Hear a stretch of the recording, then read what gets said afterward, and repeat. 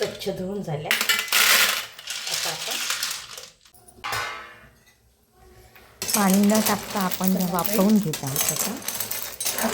तर मंडळी बघा, आणि आता कांदा वाटण्याची आपण तयारी चांगला करतो. तेलावर काढून घेऊया आणि हे टाकून द्यायचे.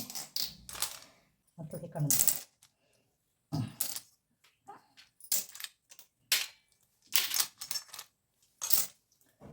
आपण सगळ्या शिपल्या आता साफ करून घेतलेल्या आहेत.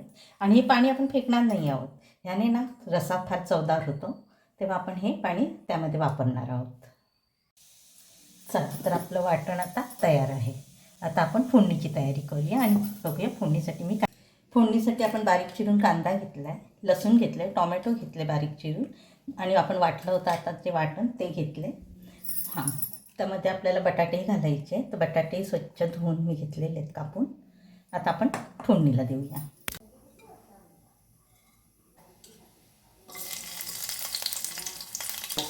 चिरलेला कांदा, टोमॅटो, थोडी हळद, लाल तिखट,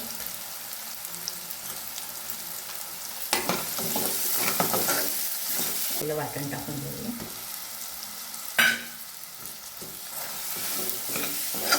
त्याला जवळ येऊन थोडंसं आपण त्याच्यामध्ये शिपल्याचं काढलं पाणी थोडंसं टाकून घेतलेले बटाटे टाकतो.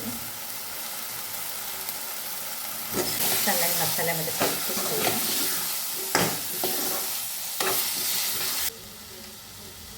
आता चिकू टाकून घेऊया. गावाकडच्या अशाच साध्या सोप्या रेसिपी पाहण्यासाठी आपल्या चॅनलला सबस्क्राईब करा. कोकम टाकून घेऊया.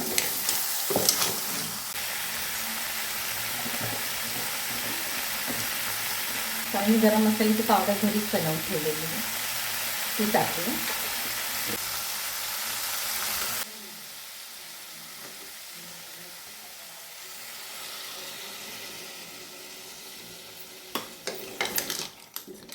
शिपल्याचंच पाणी आपण आता आपण झाकण लावून 2 शिट्ट्या काढून घेऊया.